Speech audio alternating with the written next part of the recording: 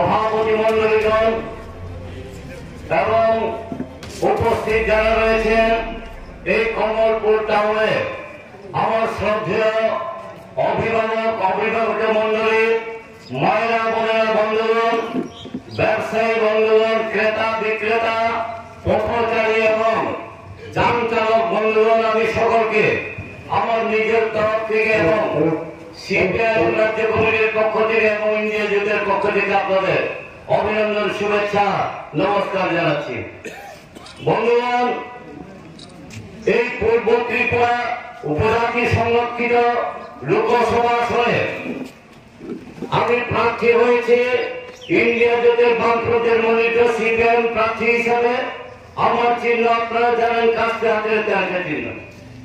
এই চিহ্নে আপনারা বিপুল ভাবে ভোট দিয়ে আমাকে জয়যুক্ত করবেন, এই আশা আশীর্বাদ চাইছি আপনাদের কাছে। আমি আশা করব নিশ্চয়ই আপনারা আমাকে সাহায্য করবেন, সহযোগিতা করবেন এবং ভোট দেবেন। আমি রাজনৈতিক বক্তব্য এখানে রাখছি না, আমার পরবর্তী বক্তারা রাখবেন। আমি শুধু কয়েকটা কথাই বলবো। যারা তীব্রমথা বন্ধুরা আছেন, দূর থেকে শুনছেন, আপনাদের কাছে আমার প্রশ্ন এবং একটা আবেদন, আপনারা কি করে তীব্রমথা দল করছেন? ত্রিপুরাসাদের জন্য greater Tripura land constitutional solution বলছিলেন থামসা ত্রিপুরাসাদ থামসা। আপনারা বলছিলেন নো কম্প্রোমাইজ, বলা হয়েছিল ইন্টারলোকেটর পয়লা জাতীয় লোক পার্টি। এইভাবে বলার পর এখন বিজেপির সঙ্গে মিশে গেলে নানা রাস্তা চলে গেল পদ্ম ফুলে। তাই তীব্রমথা যারা করছেন, আপনারা নিজের বিবেককেও প্রশ্ন করুন, কিভাবে আপনারা ওই পদ্ম ফুলের চিহ্নে ভোট দিতে পারেন? নিশ্চয় পারেন না। যেই দলের পুলিশ এই তীব্রমথা দল করবার আগে পুলিশের গুলি চালিয়ে খুন করা হয়েছিল মাধব বাড়িতে, সেখান থেকে তো তীব্রমথা দল। এই দলের জন্ম, কিভাবে আপনারা ওই চিহ্নে ভোট দেবেন? নিশ্চয় বিচার বিবেচনা করবেন, এই আবেদন নিবেদন আপনাদের কাছে রাখছি। অপরদিকে বিজেপি বন্ধুদের কাছে আমার অনুরোধ থাকবে, আবেদন থাকবে, নিবেদন থাকবে।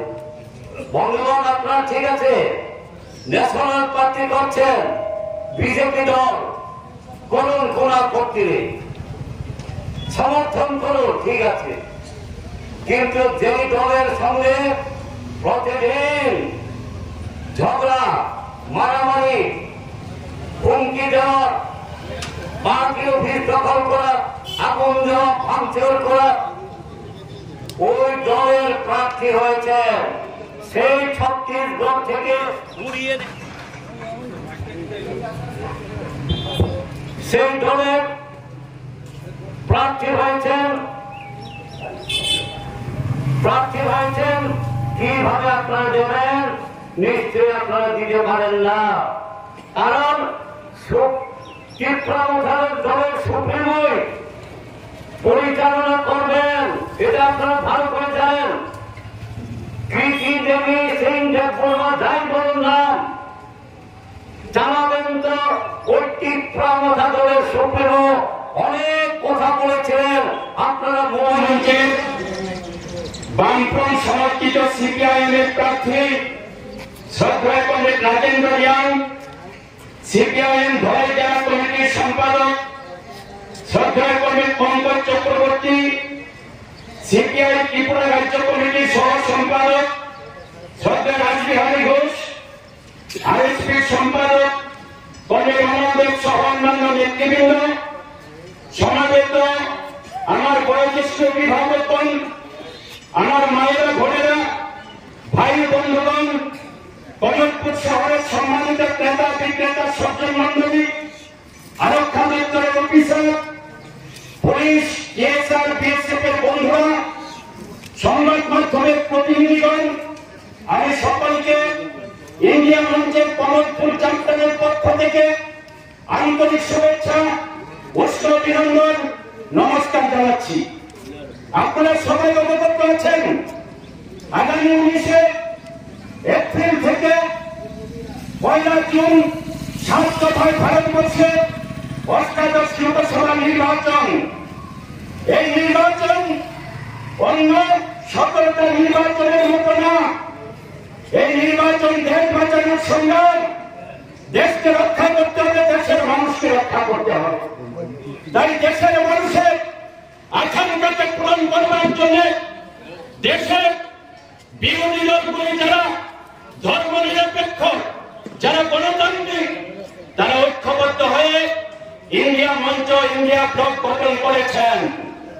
আমরা গোটা দেশের অবস্থান সকলেই বিভিন্ন মিডিয়ার মাধ্যমে জানতে পারছি। যতদিন যাচ্ছে ইন্ডিয়া মঞ্চ এগিয়ে যাচ্ছে, ইন্ডিয়া মঞ্চ গতি তৈরি করছে।